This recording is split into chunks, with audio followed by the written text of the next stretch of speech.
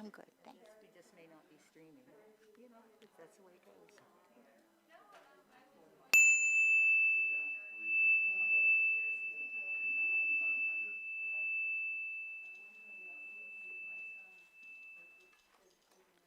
Good morning.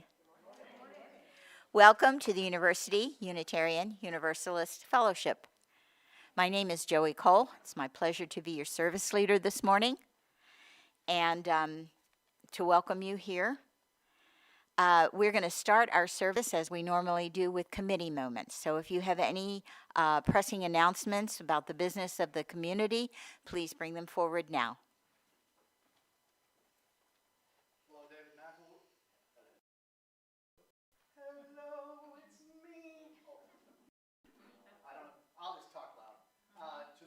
Tomorrow night is hopefully the last Zoom men's support group. Not last, but I mean the last Zoom one. I'm hoping we might Zoom here, but we're going to try to come back live on the 25th, I think it is. Anyway, but tomorrow night is on Zoom. So any men who are interested, who haven't come before, would want to see me afterwards, and those that are with us always, please come tomorrow night at 7.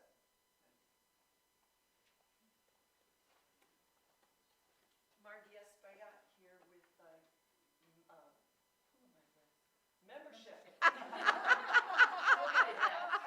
those English words. We're doing UU 101 on the 31st of October for any newbies that would like to know a little more about our congregation, a little more about Unitarian Universalism.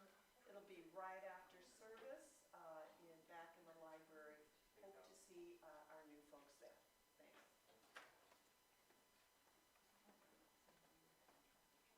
John Mowbray with Facilities and Grounds, and next Saturday is a work day, so it comes up quick. We've all been counting down the days. Oh, yes. So from about 9 to 12, if you can donate some time, inside or outside, just picking up, helping beautify everything, and we'll have a list of stuff that y'all can do. But please join us next Saturday. We did have the roof cleaned. Did anybody notice that? Yeah.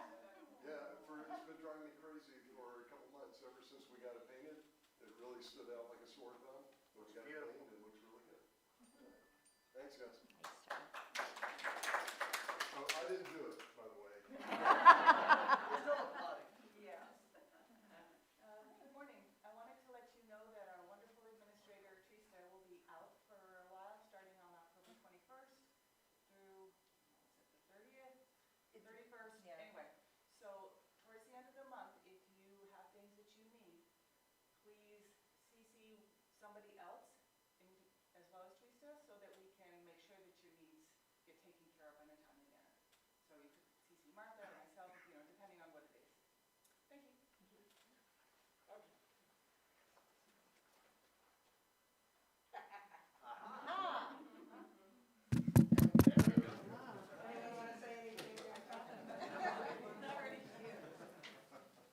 Should we start over? Let's see. Teresa's out at the end of the month. Get things early. Next week. Get in early and Facilities. Next week is facilities. Men's Zoom is tomorrow night. And if you want to attend and have never attended before, please see Dave. Woohoo, And very good. what else? And membership is on the 31st. Okay. And facilities is next week. Okay. And for religious education, I'm here to tell you a few things. First of all, after service, if you have a moment, please stroll down the hall, socially distanced, and take a look at the lovely bulletin board that our youth created for the month of October and Florida Pride. I charged them with taking over the bulletin board here and there, and they chose this month, and they did an awesome job. So. Next week in religious education is Box Sunday, which I explained in the RE News, but the short version is we give kids box knives and, we supervise kids with box knives and we give them boxes and tape and they create things. They create forts, they create tunnels, they create whatever their imagination wants to create. We're going to have a short lesson about the unhoused next week as well prior to that, so perhaps they will keep that in mind in what they're building. And then finally, also on the 31st after the service, and it will go long enough that if you're in New UU 101, this won't be a problem, we have trunk or treat. So that means decorate the back of your car, open it up, come with candy in individually wrapped packages to give to kids safely, and, you know, enjoy the spirit of the season. Or toys or cash. Yes. Next Sunday? No, the trunk or treat is the 31st on Halloween, directly after the service. And all ages are welcome to participate. Reverend Tracy asked, how many kids should I expect? And I said, expect about 25 kids and a whole bunch of adults. And I'd like you to expect more than that, because I would like to make, I'd like it to also be a reason for people to show up. Yes, Karen?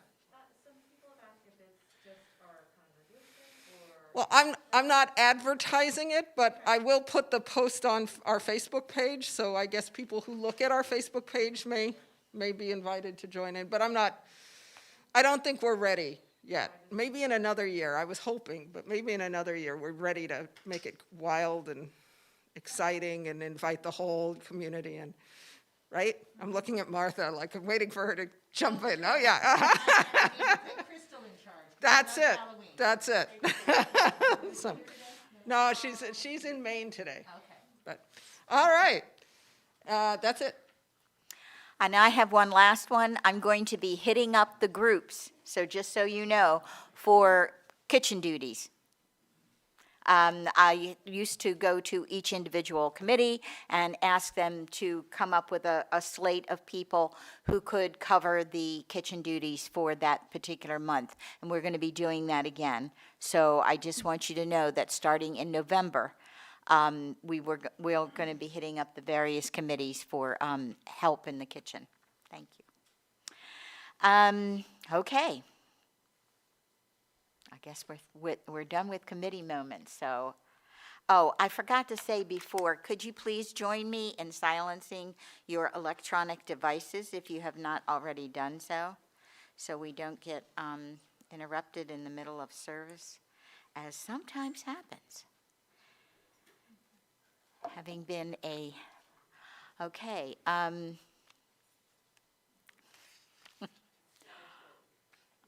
Well, I tell you what, I'm going to start with my opening words. These come from an incredible little book, an anthology of meditations that I picked up at Susie a few years ago.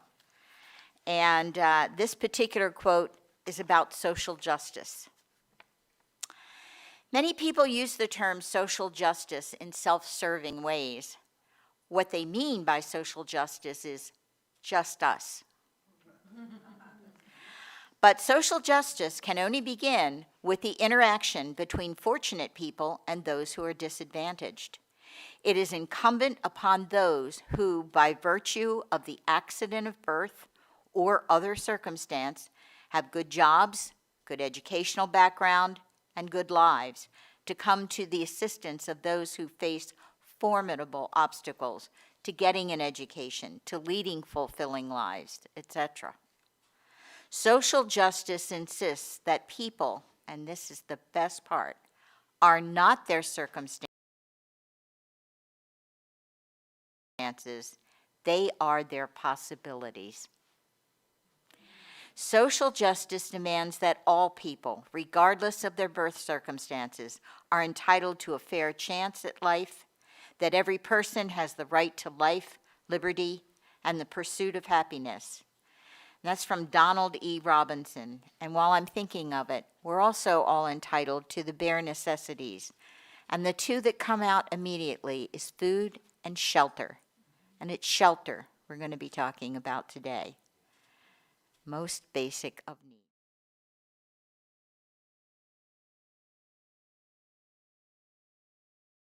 Words. Now I believe we will be going on now to opening music.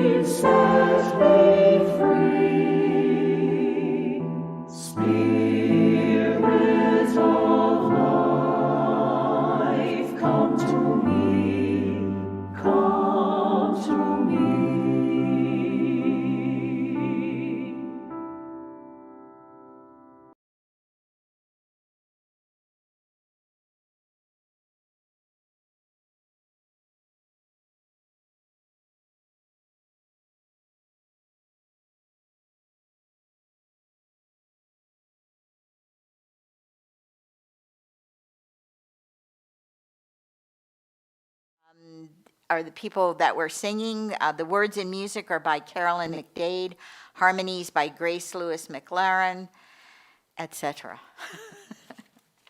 So hopefully we may hear that again, and that would be perfectly fine for our closing music. Okay.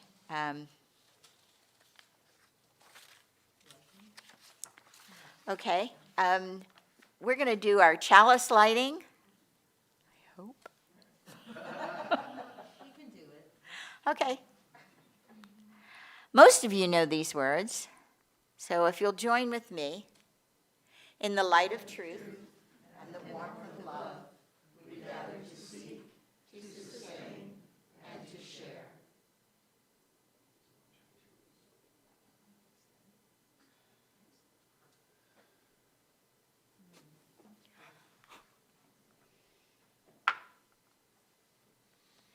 Okay.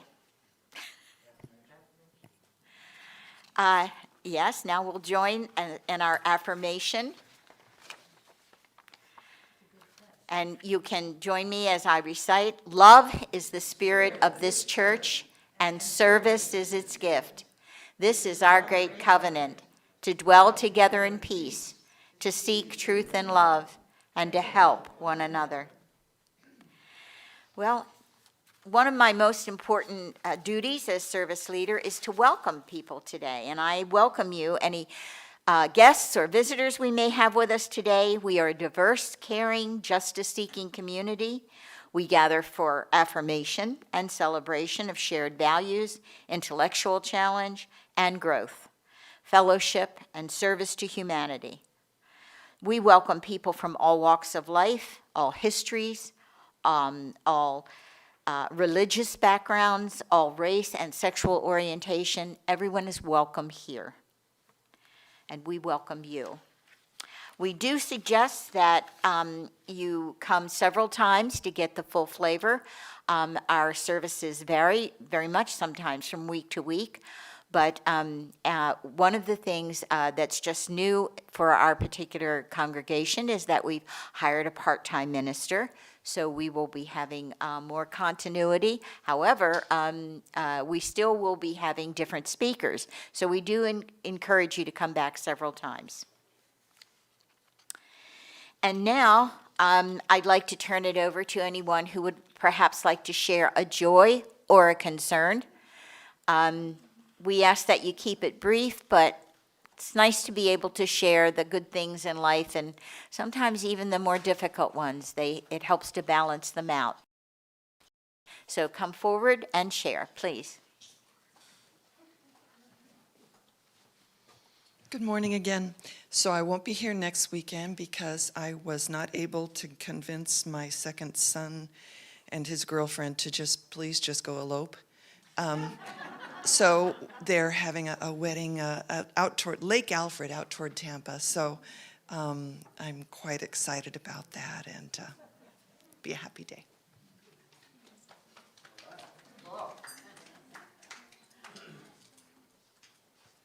Hi, I'm Lindsay Stroh. Yesterday was a very exciting day for me. Some of you know that my mother was an author, Margaret Sutton, and she wrote the Judy Bolton Mysteries. And every year we've had the Judy Bolton Weekend up in Pennsylvania, only last year, and this year it was on Zoom instead. This year, for the first time, we got a writing contest in honor of my mom, and it was open to junior high students in my mom's home county in Potter County, Pennsylvania, and had 27 kids submit their essays on the spirit of, we said, friendship between two people who are very different from each other. And last night they read their essays on Zoom, and we had wonderful judges that commented on it, and it was just very heartwarming, and my mom would have loved it.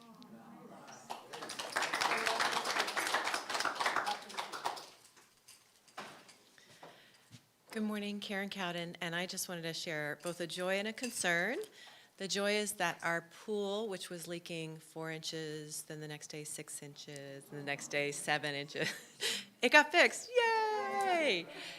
And so the concern is now the solar's not.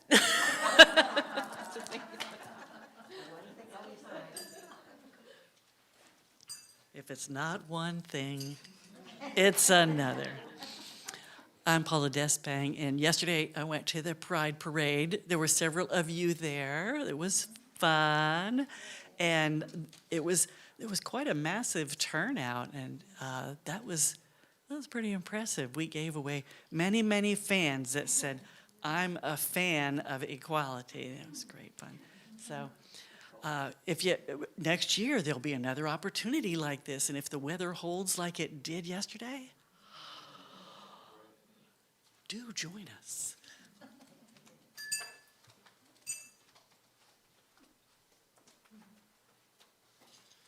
Good morning. My joy this morning was that I got to fill in for an RE, and we only had one young child in our group for the middle element. I don't know what it was, but we still had a great discussion with Aris and a couple of other teen staff. So it was just fun. I haven't done that in a while. It was really good. And Judith had to come say, "Hey, service is starting. Get out here."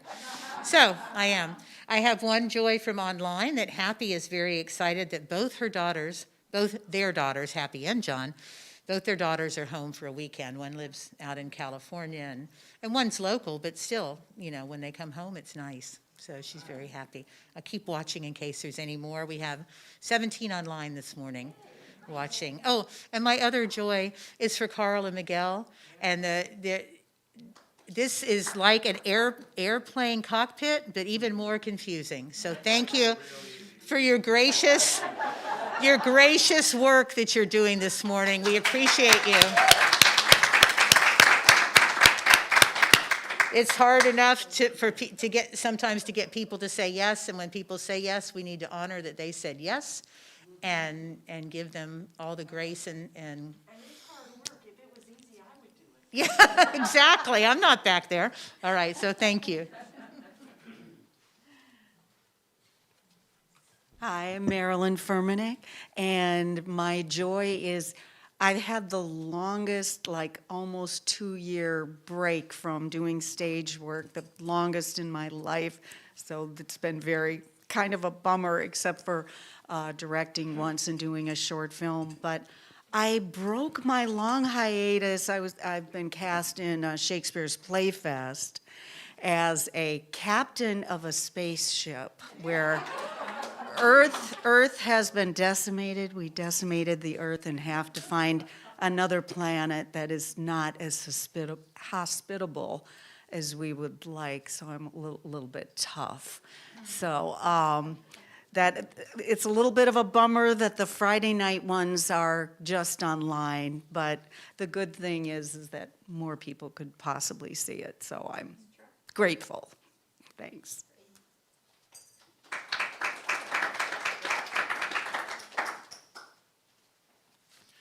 Hi, I'm Miek.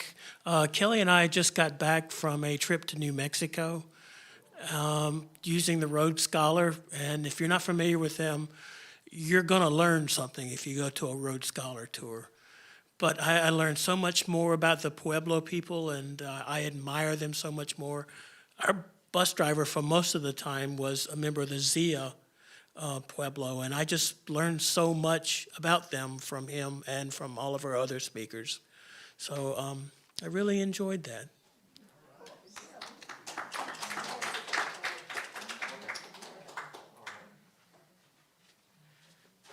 Good morning, Carl Packham. Not going to be talking about the audio-visual. I do have a sorrow on behalf of our whole family.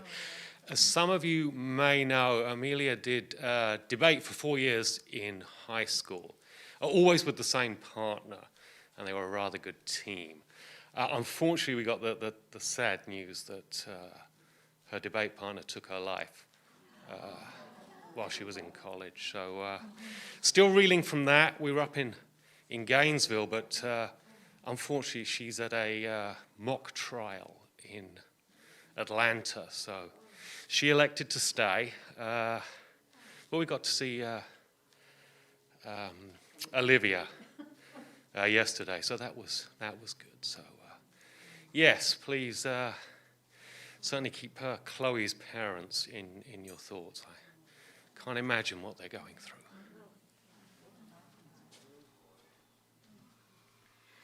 I would like to just add one joy to that. Oh, that's very difficult. That Grace went to the Pride Parade yesterday, did not stop talking about it the whole way home. Thoroughly enjoyed it, particularly seeing almost naked people, and nobody cared.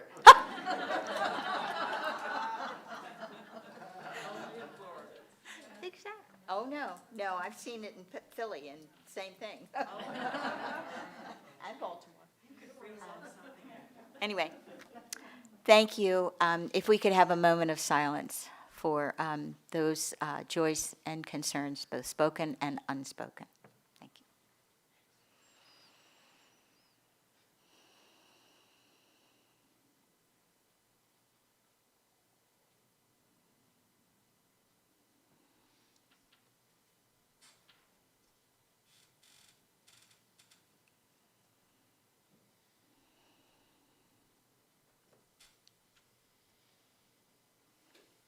Thank you. And now we will welcome our RE Director, Judith Stein-Farrell, with Time for All Ages. And here I am. And I'm realizing I should have set this particular piece up first, but I was afraid it would get knocked. Yes. That's a different speaker. Okay, well, we may, yeah, but then I have to, okay. You think? Yep.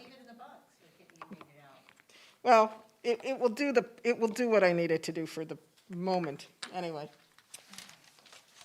So, yeah, good morning.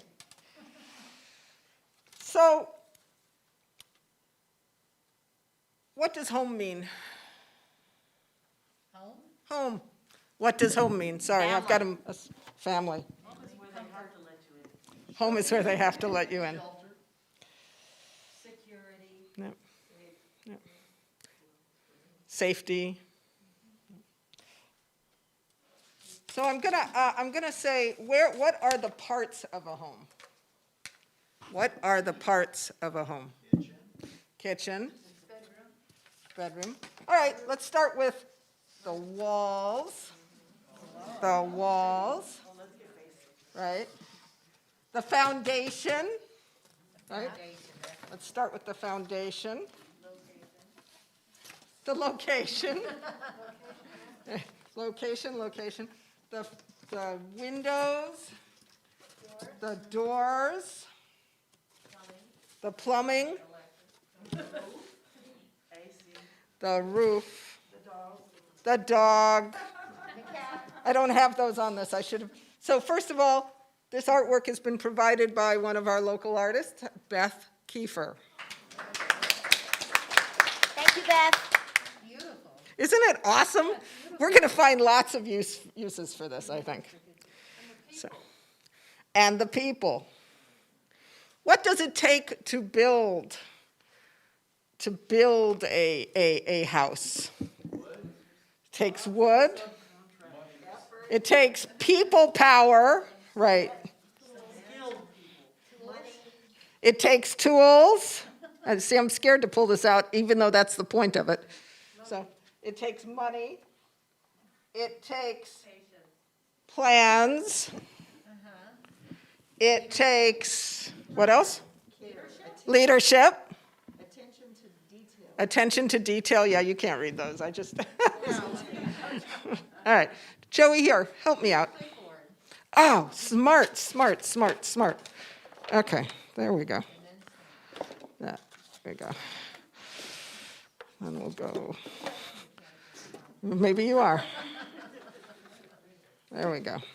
Oop. There we go. Okay, and it won't be perfect, but that's okay. It takes knowledge. What else? Organization. Money. I knew someone was going to put money, and I did not put that in here at all. Experience, plans. Patience, finding it. Community, patience. Builders. Knowledge, people that know things. Electricians, permits. Plumbing.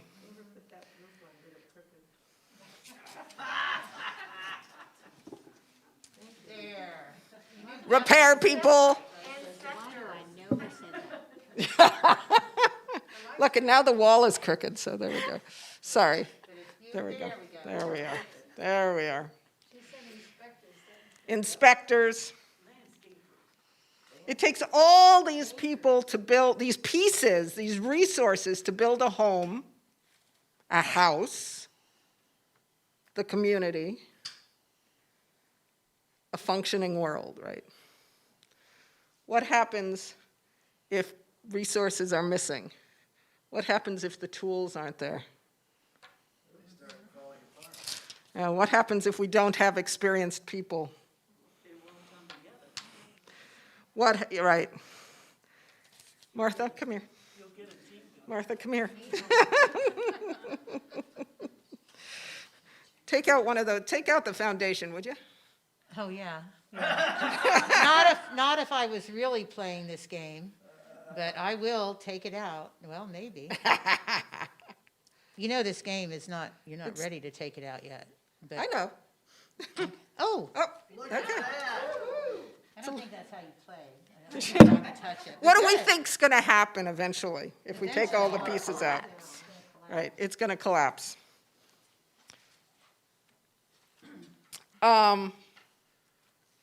Habitat is one of the pieces in creating a whole community. Our UUUUF home, say that 10 times fast, is one of the resources that groups like Habitat need. Our Sunday mornings are some of the tools we use to have the resources within us to know to go out, to build, to be part of our community, and to be part of building a structure to help people and groups like Habitat as we go on. So, consider yourselves part of this intricate part of Triple U, and Triple U is part of the community, and each of the Triple U's and the other organizations as part of the bigger whole functioning world that helps, and as Habitat is also. And that is our time for all ages multimodal teaching today about home and housing. Tag. Nice job. All right. I'm impressed. Okay, all right. If you'll join me now, we're very quietly, we'll be listening to music, and those of you who wish to may contribute to our collection. Our Share the plate this month goes to Habitat for Humanity.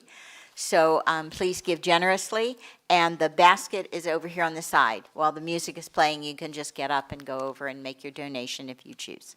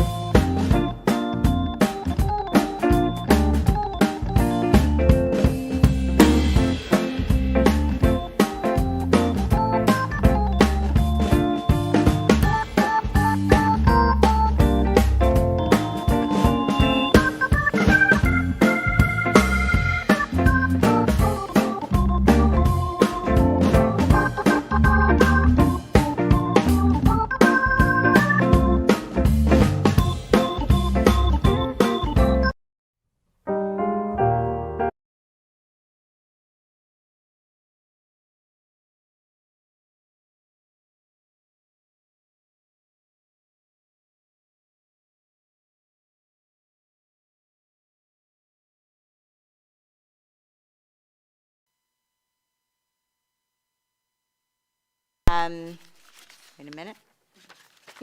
Here it is. Kelly Pisciotta, who is going to be speaking to us from Habitat for Humanity.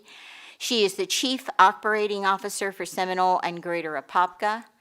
I'm introducing her for sure, but all of you know about Habitat for Humanity, which, and every time I think of it, I think of one of my very own personal heroes, and that's the former President, Jimmy Carter. So I'm sure I do not need to introduce the group at all, and I'm going to give Kelly time.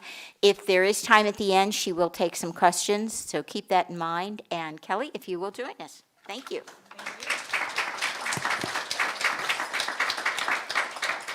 Good morning. How is everyone?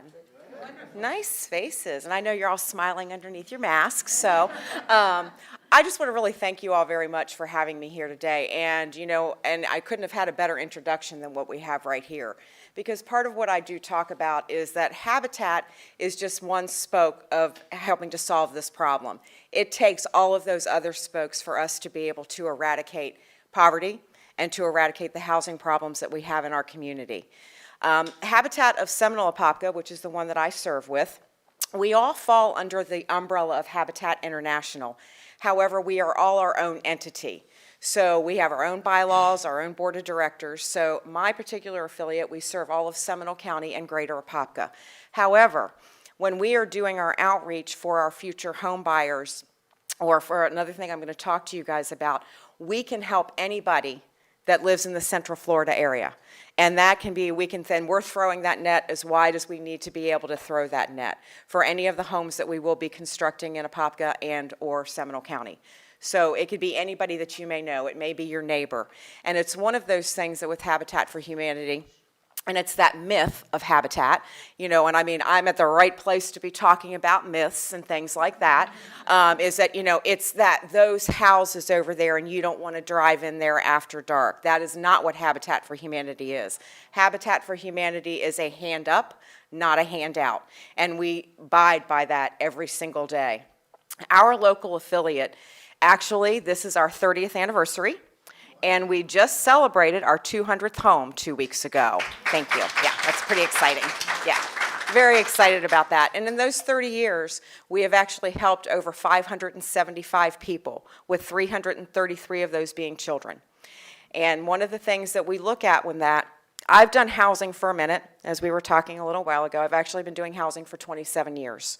And the beautiful thing in being in it that long is that when I see the children of the parents that we helped all those years ago know that there was something better for them and that they didn't need to be living in substandard living conditions, it means we're doing our job and we're eradicating the cycle, we're eradicating poverty. And the other thing that Habitat for Humanity does, which a lot of people know it, may not know it, but we are also giving back to our community economically. Just in our last fiscal year, we had almost a $13 million economic impact in our community. And that was keeping people employed. We all know what we've been going through the past year and a half. So we've been keeping people employed because the majority of our houses, the majority of it is built by volunteers, people like you. However, there are some trades that we don't have volunteers do, so we are actually employing subs that will come out and take care of some of the issues with our homes. You know, I mean, it's the HVAC, it's the electric, it's the plumbing, because not everybody is an electrician, so I don't want to lose volunteers on my watch. So we just make sure that, you know, but it's also where we are taking some substandard properties off that have just been sitting there, so now they're on the tax roll. You know, because the one thing in the myth of Habitat for Humanity is that, oh, you just give your houses away. Absolutely no, we do not. Our future home buyers work for every ounce of what they're doing. They do their sweat equity, and we require at a minimum 200 hours of sweat equity. So instead of you and I, we go buy a house, we need 10 to 20% cash down payment. Our home buyers put their sweat equity into it and constructing their house, their neighbor's house, working in our office. If I could have brought one, I would have brought a family with me today. That was my bad, because I just didn't think about it. Yeah, I'm not going to pretend. So, but speaking engagements and talking and speaking about our mission. And then the other thing that we also require them to do is that we do extensive educational classes with our future home buyers. They have 8 to 10 classes that they need to take, and it's budgeting. That we talk about budgeting every single time we talk to them, because once again, we're breaking that mindset, because Habitat is not their landlord. They now have a mortgage, so they can't call us if something breaks, all right? So they've got their educational classes. The other thing that we do require them to do is they also have to save their money for all of their closing costs. So they're paying their own closing costs, and once again, we're teaching them to start saving. The other thing that I'm very proud of that we've done in the past year is that we also have a financial wellness class that we have now introduced, and anybody in the community is welcome to come to our financial education wellness classes. We call it our focus program, and what this is that it's 6 classes that talks about your credit report, budgeting, obviously, how to save, all the different things that go into being able to get yourself financially well. I'm happy to say that we actually now have 5 graduates of that focus program that are now future Habitat homebuyers. So we're doing our job. But we also want this to be, once again, it's just a resource. Whether you want to buy a Habitat for Humanity house, you just want to buy a house on the open market, or you just want to be able to get into an affordable rental, we have this opportunity for you, because once again, we're part of that little pillar of all of us making the difference. The other thing that we also do that we are huge about is advocating. And I know that that's where a lot of, when you guys reached out to me, that was a lot of it, because you had seen that we are participating with Habitat International, and they have what is called the Cost of Home. And it is a national 5-year advocacy campaign to actually put a dent in the housing issues that we have in this country. So what we do here in Seminole County and Greater Apopka, we're narrowing it down to what are the issues here. Most of you guys are probably all aware, 2.5 years ago, Central Florida was ranked #1 in the country for the least amount of affordable housing. That is not the #1 designation that we want. We want to be dead last in that one, because the average rent right now for a 1-bedroom, 1-bath is $1,300, and that's going up on a daily basis. And if you have somebody that's paying more than 30% of their gross monthly income for housing, they're house poor. Then they're having to make those hard decisions of, do I pay the car insurance, Do I feed my family? Because I've got to make sure I keep the roof over my head. So I thought your roof was lovely. So, because that's what it's all about, because it's keeping that roof over people's heads. So what we're doing here locally, we've got one major issue, and I was so excited to be able to come and spread the word, because I'm wearing out our local legislators about this. We have a huge problem here in Florida right now, and a lot of you may know this, because how many of you guys own your own home? Own your own home, okay? What has happened to your homeowner's insurance? And there you go. Every single one of you, right? It's gone up. I'm going to give you an example of, we have a house that we're getting ready to close, because we do mostly new construction, but we will rehab too. And our rehab projects are beautiful, because we basically are, starting from scratch. We have one, it was a house from 1981. We redid the roof, we redid the HVAC, all of the plumbing, and all of the electric. And the lowest quote that we could get for this home buyer was $1,700 a year for homeowner's insurance for a 2-bedroom, 2-bath house. This is a problem, folks. And I've got families that 2 years ago were paying $683 annually. They are now have gone up to $1,300 annually. So when we are working so hard to eradicate poverty, and then we go in at the end of the year and we have a home buyer that comes up and their house payment's going to go up $200 next year, we're going backwards. So this, I will be honest with you right now, for the next couple of years or however long it takes, is one of our primary focuses under the Cost of Home campaign here in our local community and here in the state of Florida. I did speak to the Seminole County delegation. I'm scheduling meetings with the Orange County delegation, and they're aware of the issue, but they're still not doing anything about it. So this is one of the biggest things that we are advocating for, because it's affecting your pockets, it's affecting everybody's pockets, and it's absolutely ridiculous. It used to be years ago, if there was a wave off of Africa, nobody would write the insurance. They would wait to see where the hurricane was going to go. But now it's just, they're pulling out of the state, and a lot of the places, the only place that we can get insurance for home buyers is through Citizens. And that's really not covering anything. You might as well put forced placement insurance on somebody's home, and for the amount that they're charging with that. So, with that being said, that's part of what we're advocating for. I am working locally with Seminole County also, because they do have an attainable housing plan that they've put together. And something else to make you all aware of, so when you build a house in the state of Florida, we have this little thing called impact fees, which, yeah, well, you can just tell, I won't even get into how I feel about impact fees. But for years now, they've had that we can get a waiver for affordable housing. And it's not just Habitat for Humanity, it's any builder that's building affordable housing. However, none of them are doing it yet, except Orange County. Orange County is. I'm going to back up. Orange County is doing waivers. And what we're running into in Seminole County is that they have it, but then they're like, well, we have to find the money from somewhere. Well, the legislation was changed 2 years ago that says, no, you don't. Now, I understand, and I'm not trying to take out of the pockets with taxes and different things like that, but once again, everything that we can do to make things affordable, that's what we need to do. So these are some of the things that we're looking at on the local level, and it's also being able to find affordable land, because there is no affordable land out there anymore. When everything else goes up, the land goes up. So those are just some of the local things that we are working on. I brought with me today, and I'm happy to leave it, I've brought some of our economic impact statements. I've brought some flyers if anybody wants to come volunteer. We have committees, you can come out, and everybody wants to swing a hammer. I will tell you that you don't need any experience to be on a construction site. If they let me on a construction site, I promise you they will let every single one of you on a construction site. We teach you all the skills that you need. There are skilled people there. It's not me. There are skilled people there to teach you how to swing that hammer. And I've also brought some of our postcards for the Cost of Home campaign that you can send to your local legislators, and it's a postcard that you can actually personalize. I also brought some flyers for our financial literacy class. We are also, as I said, always, unfortunately, we're out of those flyers, but we are also actively searching for home buyers for our area, because our affiliate, we're going to be doing 12 to 14 houses a year. So we want to be able to make sure that we can get families into the program. And the other myth of Habitat is that you have a lot of introductory teachers, school workers, early police officers and firefighters and things like that that actually can qualify for Habitat for Humanity. It's not where it's just, you can only make $10,000 a year.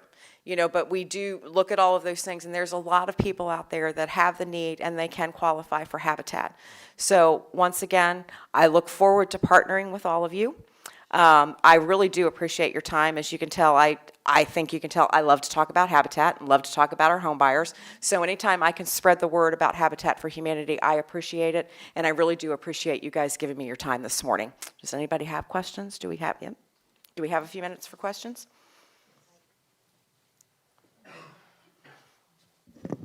I should have asked you first. Sorry. No, I get on a roll. there's time. Yeah, there's plenty of time. Okay. Not so much a question, but just some commentary. Some people think that Habitat houses are just thrown together by amateurs. And what they should hear about is that what happened when Andrew went through Miami. In Miami, Habitat had built some infill houses where a lot of houses had already been built, but they were filling in the empty lots in these neighborhoods. And when Hurricane Andrew went through there, it ripped the roofs off of a bunch of houses. It did not rip the roof off of one Habitat house. They all stood. Yep. Every single one of them. Absolutely, and I appreciate that because, recently with Hurricane Michael and the Panhandle, the New York Times and the Washington Post actually did a story. The same thing, because now this day and age we have drones. So, and the drone went up and there were 5 roofs that were still in Bay County, and everybody knows what happened to Bay County, and it was leveled. The 5 Habitat for Humanity houses were the only ones that were still standing. And the only damage they had was if a tree fell. There's not much you can do about that. But you know what? Even though they didn't have electricity for quite some time, they still had the roof over their head, and the rain and the hot weather was not getting to the inside of there. So thank you for that. I appreciate that. Yes. You talked about the problem with homeowners insurance. Can you tell us what you're asking the legislators to do? What we are asking the legislators to do right now, thank you for that question. What we're asking the legislators to do right now is that they're going to have to start with the insurance commissioner for the state of Florida. And they're going to have to bring them all to the table and start giving us answers as to why is this happening? Why are we pulling out of the state? Because, they're saying that it's because of our amount of claims that are put in the state of Florida. And what we're asking is that we're starting with the insurance commissioner to hold insurance companies accountable for the increase that they're passing on to home buyers. So it's total grassroots and starting that way, and I'm always open to other suggestions. But that's how I'm starting it. It's just starting the conversation and staying in their face about it. Because like I said, it's affecting every single one of you also. So thank you for that question. I appreciate that. Good morning. What is Habitat for Humanity doing as it relates to energy efficient dwellings, solar, anything along those lines? Okay, we're not doing solar right now, and that's just because of the additional costs that it adds. However, I will tell you that every single one of our homes are built to Energy Star standards. The only thing that we are not doing is that we are not actually having them tested for that, and it's because of the extra cost. But we did, it was a couple of years ago, and we're still building the same way, and we actually had a home that we had, it was silver LEED certified. So we are building it to Energy Star standards. We have the blower test, we have everything that's done with it, and we also use all WaterSense products in our homes. And that's because, once again, our job is to make sure that we're keeping it as affordable as we can for them. So solar, not yet. Doesn't mean that down the road it might not happen. But right now it's because what we would have to look at is that we would just have to look at the additional costs that it would add. So, but thank you for that. Yes, ma'am. When you're talking to people about insurance, one of the things I learned too late was that you need to be careful about submitting claims. Sometimes it's not a good idea to submit a claim. It's better to save you money and pay for it, because if you submit 2 or more claims in a year, they may pay them, but then, and even if they don't, they will have on your record that you submitted too many claims, and then they won't renew your policy. Right. And now we're doing is giving them more ammunition. is what's happening. Because then the other thing, in talking about that with the insurance, you know, just a year ago, it would be that you would have to have a new roof in 15 years. I mean, it is Florida. I do kind of understand that. I mean, our son's pretty brutal. I don't want to live anywhere else, but our son's pretty brutal. Now, they're pulling it down to 10 years. That if a roof is older than 10 years, they have to be replaced. That's one of the other new changes that's coming down the pike. So I agree with what you said, because all insurance is that way. And that's part of what I feel like they're using as an excuse, because they're saying that 70% of the claims that happen with most of these insurance companies are coming out of the state of Florida, is what they're saying. Nobody's been able to show me that yet. Yeah, exactly. Another excuse. Yes. This is just another comment Yes. and question about, I mean, ours has gone up substantially even when we haven't submitted a claim. Like, I'm talking 30, 40, and 50% with no claims put in. And I've called the commissioner up in Tallahassee 3 or 4 times, and they totally side with the insurance companies and say what you just have said. Oh, well, there's just been so many submitted. And I said, well, but I haven't submitted any. Oh, well, you know, that doesn't matter.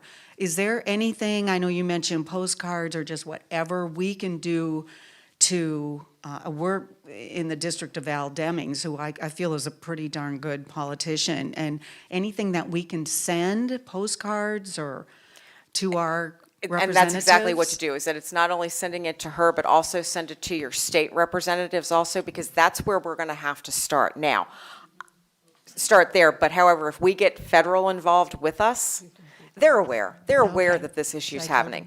And what you said with the insurance commissioner, yeah, it's crickets, which is why we're starting with the grassroots. And I mean,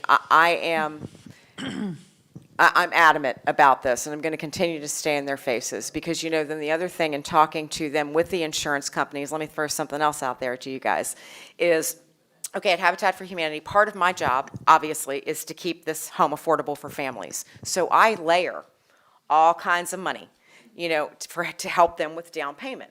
And they have what are called affordability periods on it. So if they sold in 10 years or 12 years, they would have to pay this back. But we sell the houses for market rate, which is the appraised value, as you know.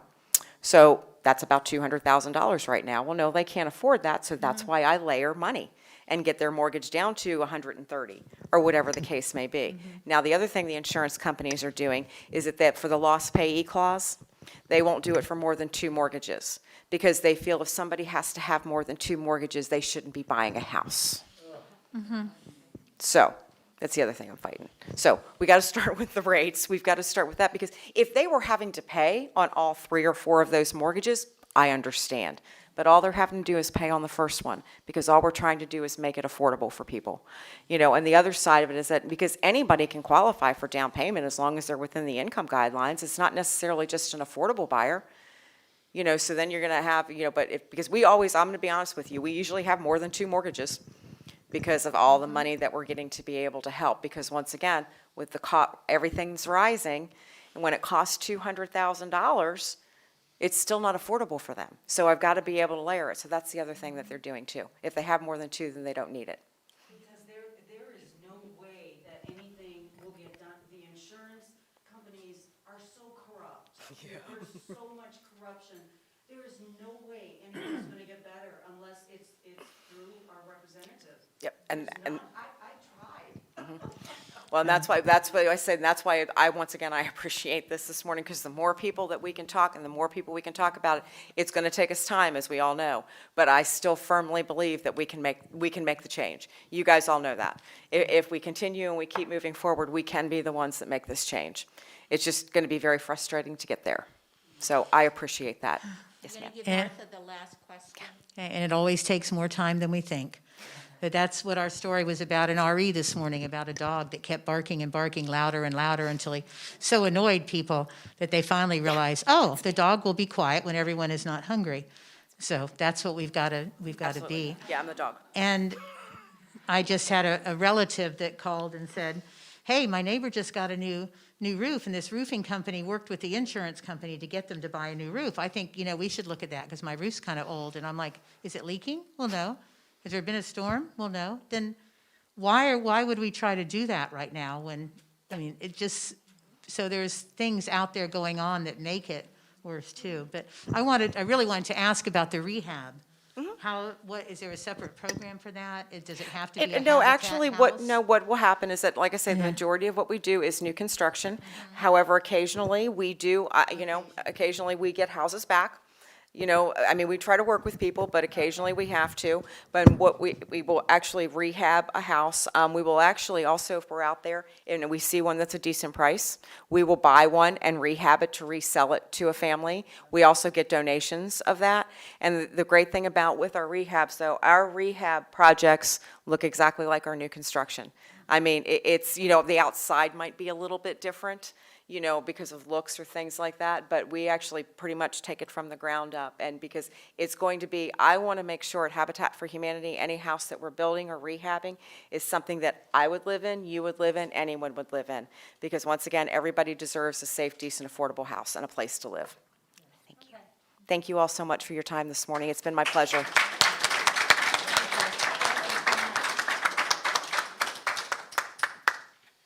Very informative, but I better get my papers.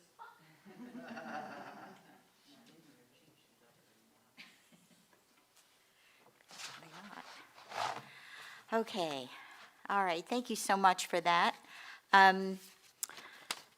My closing words, I guess we're going to extinguish the chalice.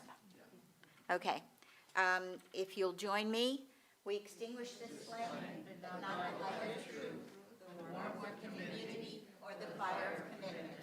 These we carry in our hearts until we are together again. And my closing words, we're going to hear a Spirit of Life again? No? Can you do the first one? No? Okay, that's fine. Okay, that's fine. All right. This is from Martha Nussbaum. To be a good human being is to have a kind of openness to the world, an ability to trust uncertain things beyond your own control that can lead you to be shattered in very extreme circumstances for which you were not to blame.